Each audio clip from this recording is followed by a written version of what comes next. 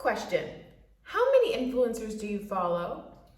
Follow-up question: how many AI influencers do you follow? None, because the AI girlies are getting follows. Hi friends, I'm Ashara and I make videos at the intersection of sociology, psychology, technology, and media. And today I want to scratch the surface of the AI influencer world, because what even is that? How are pixels on a screen making more money than me? And how do I join them? Let's get into it. So what is an AI influencer? Well, according to Shopify, an AI influencer, also known as a virtual influencer, is a computer-generated character designed to resemble a real person and promote products or brands on social media platforms. AI characters can come in a variety of shapes and sizes. They can look like non-human characters, they can resemble something like The Sims, and they can also look like highly realistic human personas. So emerging from around 2016, they have amassed like huge followings. They make money, they get brand deals, like they're everywhere. And to me, they're kind of making history just like a little bit. So I wanted to talk about them because there's something low-key dystopian about them to me. I don't know, you let me know what you think. Okay, I want to take a quick deep dive and just do a little like online snooping. I want to look at some of the top AI influencers right now. So the first one we're going to look at is pronounced, let me look at it. They're called, or it? Should I refer to these like they're people? She, her, he, him, they? Are AI influencers gender neutral? They're pixels. I'm just gonna call them all its because they're not actually human, they're its. Okay. The first and most popular AI influencer we're gonna be looking at hails from Brazil. It's called Ludo Magalu. I'm looking down at my notes so I don't mess up their names. Sorry if that's a bother to you. It was created by the retail company Magazine Luiza, and it has over 7 million followers. I'm gonna say that part one more time. 7 million followers. Like, huh? Ludo Magalu acts as like a brand promoter for the retail company itself. So it suggests products, it interacts with different users online. It does like promotions of products. It also gives styling tips. This one is one that's definitely there to support a brand. It was created by a company and it works for that company. But let's look at some more independent AI influencers. The next one I want to look at is @LilMichaela on Instagram. It has 2.5 million followers. It's self-described as a 21-year-old robot living in LA. So I think the whole gist of it is like, it's a 21-year-old girl living in LA and you're meant to follow her life. And Lil Michaela has done pretty big brand collaborations. I'm talking about Dior, Prada, Calvin Klein. So to me, she looks like kind of like a Sims character. Like you're not really gonna mistake her for something that's super hyper human realistic. I don't know, maybe that's the appeal of her, that she looks like a character that you can kind of imprint on and she's living this lavish life in LA. I mean, I don't know, I don't get it. I really don't understand. Like on her Instagram, you'll see pictures of her posing around town and with like a latte or ice cream, just doing regular things that a 21-year-old does. But it's pixels? Over on TikTok, there's an account called ima.tokyo. I think I'm pronouncing that right. It has over 450,000 followers there. This one to me is the most hyper-realistic or most realistic to an actual human. Its videos show them like reacting to other videos. Oftentimes it's in public, kind of showing that it's blending or blurring the blurring the lines between reality and the digital virtual world. This one's the most trippy to me because it seems to have the most personality. Like it seems to be the most realistic. It also makes dance videos and just actually has like a real character to it. I also want to mention @Shudu on Instagram. This account is credited as the very first AI supermodel. Like a supermodel, but in the digital realm. Shoodoo has over 240,000 Instagram followers. So as you can see, they all come in like a variety of stages. We went from 7 million to 240,000, but I would still argue that 240,000 is nothing to sneeze at. That's still a pretty big platform. And I feel like I've definitely seen some of Shoodoo's pictures just on my Explore page. And I didn't actually register that this isn't a human being, that this is just some digital pixels. Like, I'm one to like swipe pretty quickly. So I was like, ooh, double tap, move on, move on. And I'm pretty sure I've done that to Shoodoo. Now, we've all heard the rhetoric or the phrase, AI is coming for your job. Now, I never thought that it would be applied to influencing, because to me, influencing is such an inherently personable activity, or such a personal job to do. Like, it's from one human to another human saying, this is my experience and I'm telling it to you, I'm sharing it with you. Like, it just seems very human to human. But the fact that these AI influencers are just so successful at like meeting their base where they're at, maybe AI is coming for their job.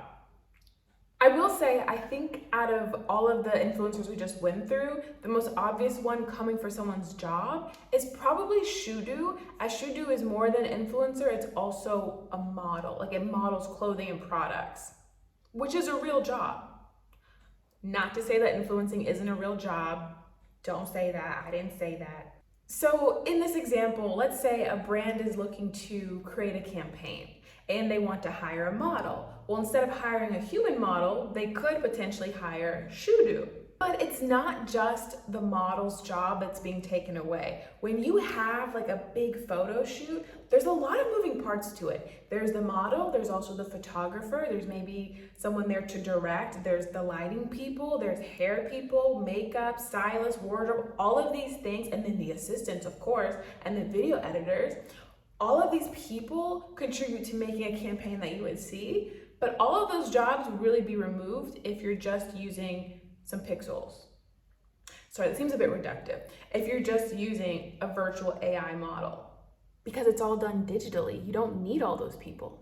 I won't claim to know how much these AI models are making, like in terms of money, but I would wage a bet that it's probably cheaper to hire one of them, especially if it's like a lower tier AI model for a campaign or to model some clothing, instead of hiring a whole team to produce the same campaign. So I understand, I get it from a business standpoint, why they might want to hire a digital model and not a human model. Now, if you recall, I got my definition of an AI influencer from Shopify. Shopify is an e-commerce platform. Why did I get my definition from them? Because AI influencers are heavily linked with marketing, branding, and selling things. So in my opinion, and it's my opinion, influencers are salespeople. So these AI influencers will act a lot like human influencers. They'll make money via product promotion or brand collaborations or affiliate links, etc. To me, influencers are salespeople because they sell products, right? They're different from what I would call a content creator. An influencer's content is geared around product, is really product-based. Think of like a beauty influencer who's showing you a new lipstick or a new mascara, or a tech influencer who's showing you the new iPhone or the latest Samsung gadget. Versus a content creator can be an artist or a comedian. They're not really selling a product, and if there is a product that they're selling, it's themselves or their own personality. So these AI influencers are influencers. A lot of AI influencers come from virtual human companies. Some popular ones include Soul Machines, which is from New Zealand, and Awe Inc., which is a Tokyo-based organization. As far as Soul Machines go, according to Forbes Australia, the company has been working with organizations and brands like the World Health Organization, Twitch, Westpac, New Zealand Police, and Nestle, and celebrities like will.i.am. Like Eunice, Soul Machine's ethos is not about replacing human professionals, but rather emphasizing their role as augmentations, catering to fields like customer service and a public outreach. So this is a company that has applications beyond just influencing, but Awe Inc. takes a different turn, and their primary focus is making influencers. Inc. producer Sarah Justo says the company's virtual influencers have found particular demand for their services from brands like IKEA and Porsche, given the lower risk rate associated with virtual brand ambassadors. So these are just two companies that are dedicated to creating these AI avatars, but a company doesn't have to be a virtual human company to make their own avatars. For example, TikTok just announced a new feature to allow brands to use virtual influencers to sell products on the app. And so they have two different rollouts of this. The first is using like these stock characters, and the second is one that users can create a character based off of their own likeness, which I think is just like a little trippy. So who knows, maybe your For You page will be flooded with AI avatars soon. Okay, but what does this all say about society? Have you heard of Jean Baudrillard? And yes, I said that with a French accent parce que je parle français. Et quand je parle français, je parle avec un accent français. Okay? Okay. I'm not being pretentious, I promise. Maybe just a little bit. He is a French sociologist best known for his theory of the simulacra and the hyperreal. What am I even talking about? So for this section, I heavily use this book. It is great, it is phenomenal. It's called the Sociology book, Big Ideas Simply Explained. Baudrillard argued that the end of the world had already come with the murder of the real. He posited the idea of simulacra, which are images without reference in reality. However, these images can be replicated and therefore are actually real. And sometimes they're even more real than reality, and they blur our sense of reality and simulation. And when that happens, it creates something called hyper-reality. For example, I have a water bottle. I can show you my water bottle. My water bottle is real. If I take a picture of the water bottle and I show you the picture of my water bottle, I'm showing you a representation of the water bottle. And the representation is still based in reality because what it's referring to, the origin, is real and tangible. Have you ever had a pumpkin spice latte, or maybe a pumpkin spice bread, or pumpkin spiced ice cream, or pumpkin spice biscuit? Have you ever had blue raspberry candy? Both of these things don't have an original reference point in nature, but they exist to us and they're able to be replicated over and over and over again. Like blue raspberry doesn't exist. Have you ever found a blue raspberry in the wild? No. Ever had pumpkin spice out and about? No. Pumpkin spice as the flavoring, not pumpkins and spices themselves, but pumpkin spice. They're simulacra because they exist but have no reference point to reality. So they're like the picture of the water bottle, except they're not referencing an actual water bottle because that reference point doesn't exist. Now, Baudrillard warned that these simulacra can lead to utopias, but the utopias are dangerous because they are constructed realities meant to maximize pleasure. And when that happens, they can be better than our real reality. And that's kind of like what these AI influencers are doing. Like they're constructed to be more beautiful than the people we have in the real world, and also more charming and interesting and engaging. Why have a real model when you could have a perfect virtual one? I think taking these AI influencers a little bit further, people talk about, the metaverse, where everyone exists in this virtual reality. These utopias that blur the lines between what is real and what isn't. Maybe these AI influencers are just the beginning of that. Maybe they're sort of the first steps of mixing virtual worlds with our human world. And I'm not talking about augmented reality. I'm not talking about AR. I mean our understanding of the world around us, interdispersing fake people, like digital people, and real people that you follow.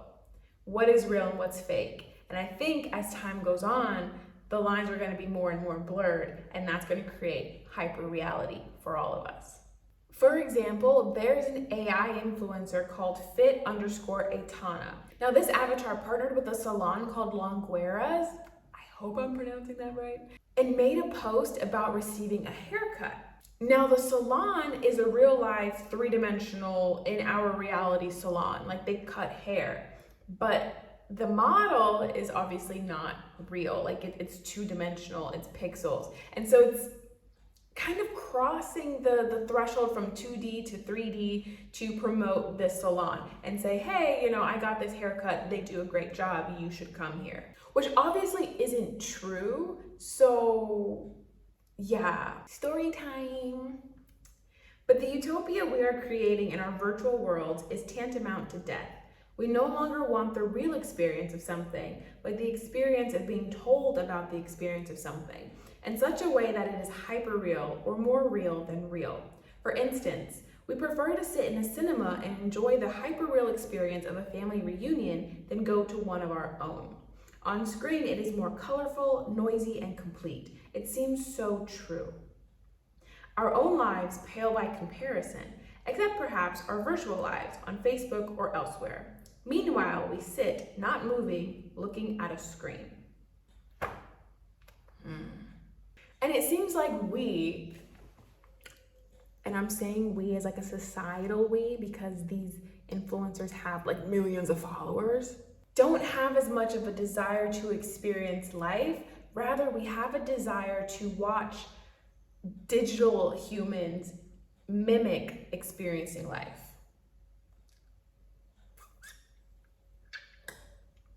Weird. Ultimately, all of this is to say that I think that these AI influencers are Baudrillard's theory kind of come to life. Okay, well, that's basically all I had to say on the matter.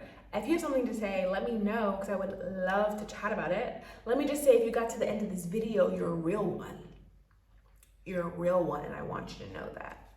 Okay, well, this is the part where I beg you to engage with me, please. Please like, comment, subscribe, share, all of the things. It would mean so much. It would be so awesome. It would be so cool. Okay, well, much love always, and I will see you when I see you. Bye.